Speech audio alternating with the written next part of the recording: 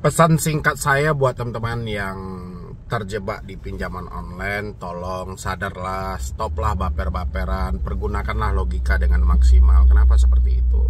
Saya perhatikan Anda itu bermasalahnya itu hanya sama telepon, sama WhatsApp, sama email. Terus Anda sambunglah drama itu dengan kapan Desi datang ke rumah, daerah mana yang mau dikunjungi, telat berapa lama dia akan datang. Padahal kalau kita bisa berpikir maksimal, kita itu hanya ditakut-takuti melalui telepon, email, dan WhatsApp. Saya berulang kali sama teman-teman semuanya, kalau memang sudah tidak mampu, memang sudah tidak sanggup, alangkah baiknya putus semua komunikasi yang terhubung, cabut kartu, rinset HP ke setelan pabrik. Tapi teman-teman semuanya malah memikirkan apakah dia menghubungi kondar, apakah dia akan datang ke rumah, telat berapa lama kira-kira akan dikunjungi. Asal teman-teman tahu, semua pertanyaan yang teman-teman munculkan itu berdasarkan luapan ketakutan yang terjadi pada diri teman-teman semuanya, karena ketidakmampuan teman-teman semuanya dalam memaksimalkan pemikiran.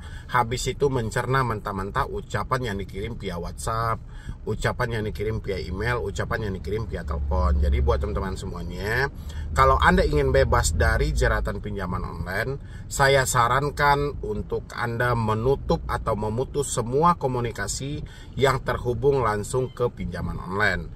Pasti pertanyaan Anda akan berbagai macam versi nanti, tapi yang jelas lakukanlah dulu step awalnya supaya kita melihat potensi-potensinya buat kedepannya. Dan nanti kalau Anda sudah tidak berkomunikasi lagi dengan pinjol, pasti Anda akan tahu hal-hal apa yang harus Anda lakukan buat kedepannya. Tapi kalau sekarang kita paksain, Anda memaksain cari solusi, Anda tidak akan menemukan satu solusi pun. Kenapa? Karena ada sebuah kepanikan yang melanda dalam pemikiran Anda. Jadi orang panik itu bukannya harus mencari solusi, tapi dia butuh ketenangan dulu ya. Jadi mustahil orang sedang panik, sedang stres, sedang kacau, terus kita arahkan solusi, itu percuma. Makanya kalau teman-teman ingin bebas, step awal yang harus Anda lakukan adalah putuslah sumber-sumber kesetresan Anda itu. Putuslah sumber-sumber yang menjadi pemicu ketakutan dalam diri Anda. Saya jamin 1000% ya, Anda akan bebas dari jeratan pinjaman online. Tapi ingat, selagi masih ada takut, selagi masih ada keraguan, kecemasan dalam diri Anda, seumur hidup Anda tidak akan pernah bebas dari jeratan pinjaman online. Bahkan Anda akan menjadi orang pertama yang hancur gara-gara pinjol. Ya, sematkan itu buat teman-teman semuanya. Dan jangan lupa juga untuk disupport dan dukung terus channel Solusi Hutang, supaya channel ini makin berkembang dan saya makin semangat memberikan motivasi dan edukasi. Dan nanti buat teman-teman semuanya yang assalamualaikum warahmatullahi wabarakatuh. Selamat malam buat teman-temanku semuanya, khususnya yang sudah ada di YouTube Solusi Hutang MB ya. Mudah-mudahan Anda selalu sehat walafiat, walaupun kita masih dihadapkan dengan problem-problem yang mana ketidakmampuan dan ketidaksanggupan selalu menghantui diri kita. Oke, kita lanjutkan soal yang kemarin, yang mana penurunan deflektor lapangan sampai ratusan itu akan segera dilakukan mulai dari hari ini sampai dengan 1 Mei. Ini informasinya ya. Tapi walaupun tidak ada informasi yang seperti itu, ketakutan akan desi lapangan selalu berkembang dalam pemikiran orang-orang yang telat bayar. Padahal kalau teman-teman sadari, bukankah kita hari ini itu tidak mampu bayar, bukan tidak mau bayar? Coba dulu tanya ke diri teman-teman semuanya, Anda tidak mampu apa tidak mau? Kalau misalnya kita tidak mau, ya, itu ada beberapa faktor pendorong atau penyebab kenapa kita tidak mau lagi melakukan pembayaran terhadap pinjol-pinjol yang telah kita pinjam. Mungkin dapat caci maki, dihina terus-menerus, diancam terus-menerus. Jadi yang semula kita ingin berusaha malah jadi malas dan ogah banget untuk mengusahakan hutang-hutang kita. Tapi kalau tidak mampu bayar, kita berusaha mati-matian. Toleh kanan kiri, muka belakang, atas bawah, semua kita gadaikan sudah. Tapi hutang ini tidak selesai-selesai, sampailah kita pada titik di mana memang uang itu sudah tidak ada lagi. Makanya jawab sendiri dari teman-teman semuanya, Anda tidak mampu atau tidak mau?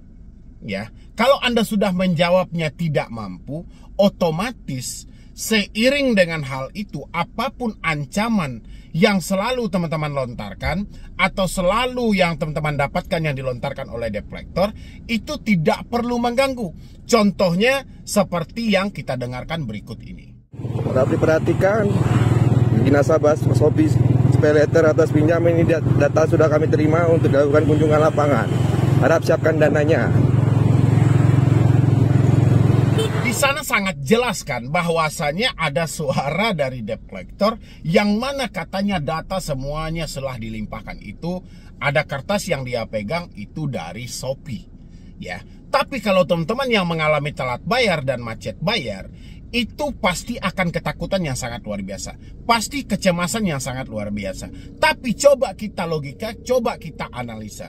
Debt collector yang mau berkunjung ke rumah Anda tidak perlu memberikan ketakutan yang sangat besar terhadap diri Anda. Ngapain dia kirimkan sepucuk kertas seperti itu melalui video? Tujuannya apa? Coba kita logikakan. Berarti tujuan mereka adalah karena ketidakmampuan mereka menjangkau Anda yang ada di daerah tertentu, sehingga Anda ditakut-takutilah dengan selembaran kertas, ditambahi, didubbing lagi dengan suara mereka. Ya, ngapain teman-teman harus takut dengan gambar-gambar buta seperti itu? Ya, kemarin kita bahas soal ratusan debt collector yang mau turun ke lapangan. Itu hanya gimmick semata. Ya, lagian selama ini banyak debt collector yang sudah turun ke lapangan, tapi banyak juga yang bodong. Kenapa bodong, Bang? Tidak dilengkapi dengan surat kuasa, tidak dilengkapi dengan ID card, tidak dilengkapi dengan sertifikat profesi penagihan. Padahal POJK telah menjelaskan ada persyaratan wajib yang harus dipenuhi debt collector mau berkunjung ke rumah. Ya, tapi giliran kita bertanya di lapangan, terjadi sebuah kementokan. Ya, terjadi sebuah perdebatan. Debt collectornya mentok dengan pertanyaan kita. Dia bingung.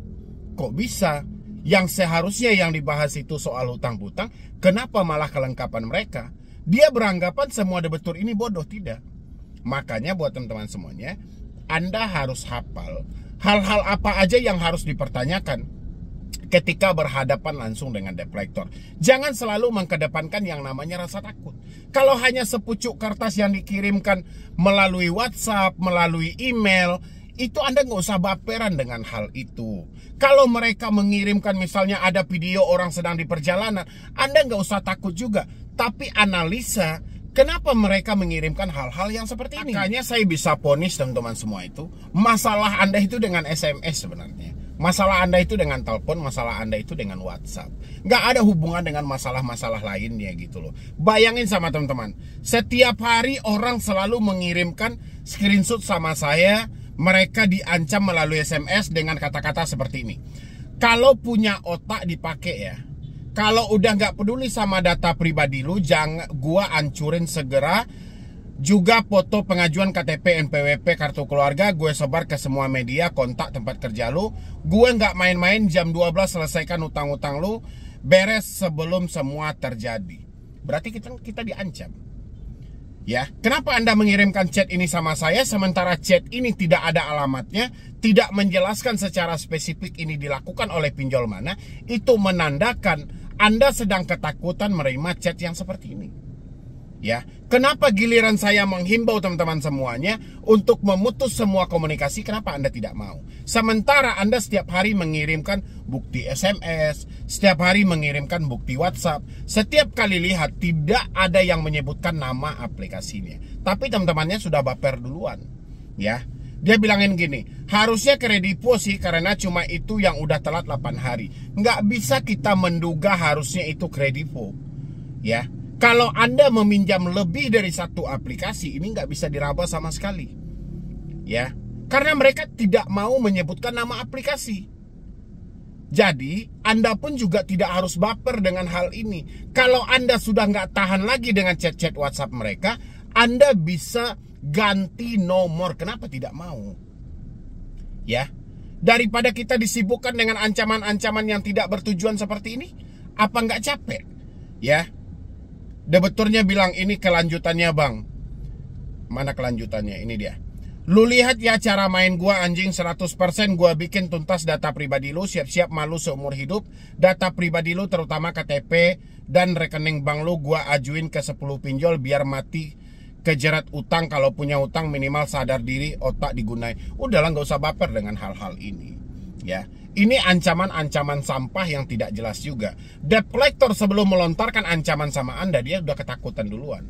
Debt collector yang selalu mengancam seperti ini tidak berani sedikit pun menyebut nama aplikasi mereka. Ngapain kita harus ketakutan? Ya, kalau misalnya Anda nggak sanggup menerima ucapan seperti ini, saya sarankan putus komunikasi Anda semuanya dengan debt collector. Saya jamin aman. Tinggal Anda mau apa tidak untuk melakukannya. Kalau kita hanya meraba-raba ini dilakukan oleh pinjol ini dilakukan oleh pinjol ini, nggak bisa. Sampai juga orang bertanya, bang, beneran nggak ya mereka akan datang ke rumah? Itulah yang nggak boleh, teman-teman semuanya harus baper-baper seperti itu nggak boleh gitu loh. Ini apalagi nih, surat pengambilan dana.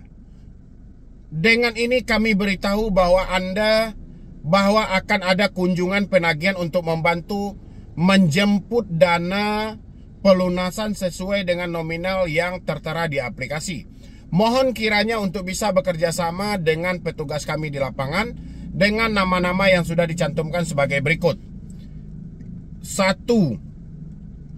Doni Songge, ID kolektor K102784212. Yang kedua nama Erwin B, udah nggak Martinus lagi ya. Yang ketiga namanya Asep Kurniawan. Terus akan ditugaskan pada hari Senin Selasa tanggal 29-30 April 2024 pukul 12 sampai jam 5 sore. Silahkan lakukan pembayaran sekarang, baik itu pelunasan atau cicil minimal 70%. Kami tunggu maksimal jam 21.00. Udahlah, Anda nggak usah baper dengan hal-hal ini. Terus kita lihat dulu ke bawahnya. Itu sambungan chatnya kepotong tadi, bang, data saya mau disebar. Ya Allah, sampai kapan lah seperti hal-hal yang beginian harus ditakutin gitu loh. Tidak sekalipun debt collector menyebutkan nama aplikasi mereka. Jadi kayak mana konsepnya? Saya harus mengedukasi teman-teman semuanya bahwasanya debt collector itu lebih takut daripada Anda. Sekarang gini aja, saya bikin simpel, Anda bikin ribet gitu loh. Simpelnya putuslah semua komunikasi. Selagi Anda tidak melihat WhatsApp, email, dan SMS, aman semuanya. Tapi sekuat apapun kalau Anda melihat WhatsApp, kalau Anda diancam melalui SMS, Anda ditelepon, ketakutan semuanya. Saya jamin itu. Ya, tinggal dari teman-teman semuanya, keputusan ada di tangan Anda. Anda maunya yang seperti apa? Ini lagi ya. Sangat disayangkan. Bang, kasih solusi bang, bagaimana saya ngejelasin ke suami saya soal pinjol ini? Saya takut dia marah besar soalnya emosian bang orangnya. Kok bisa suamimu emosian? Kesalahan yang paling terbesar dilakukan oleh istri sampai dia berhutang tidak terlepas dari kesalahan suami yang tidak mencukupi nafkah istrinya secara lahir. Ya, walaupun ini terjadi berulang-ulang kali, Anda meminjam pinjol itu kan bukan untuk bermain dengan pria lain, bukan untuk selingkuh, bukan untuk pacaran, tapi ini real untuk menunjang atau mensupport keuangan keluarga. Kan seperti itu. Ya awalnya, tapi akhirnya terjadilah gali lubang tutup lubang. Carilah momen-momen tertentu untuk jujur dan terbuka sama suamimu. Jangan dibohongi. Karena sekecil apapun masalah yang kamu hadapi, kalau kamu berbohong dan tidak terbuka, masalah itu akan terasa berat dan sangat memberatkan dan mengganggu proses hidupmu. Tapi sebesar apapun masalah yang kamu hadapi, kalau kamu mampu jujur dan terbuka, insya Allah masalah itu akan terasa ringan ya. Jadi stoplah memikirkan debt collector datang ke rumah, mau kunjungan ratusan, mau ribuan, Anda nggak usah baper. Yang penting hari ini Anda harus temukan tidak mampu bayar atau tidak mau bayar. Ya, tadi sudah saya terangkan di awal. Kalau Anda sudah menemukan jawabannya, putuslah semua komunikasi yang terhubung dengan debt collector. Tapi selagi komunikasi Anda masih terhubung, setiap hari Anda akan membutuhkan jawaban saya untuk menjawab semua ancaman yang dilontarkan oleh debt collector. Ya, jadi kita bermasalah cuma SMS, WA, dan email. Tidak keluar dari semua itu. Ya, kembali ke teman-teman semuanya. Mungkin dari saya cuma itu aja. Mudah-mudahan ini bisa membantu, terutama buat teman-teman semuanya yang mengalami telat bayar dan tidak mampu bayar. Ya, jadi sekian dulu dari saya, Medi Bro nih. Wassalam.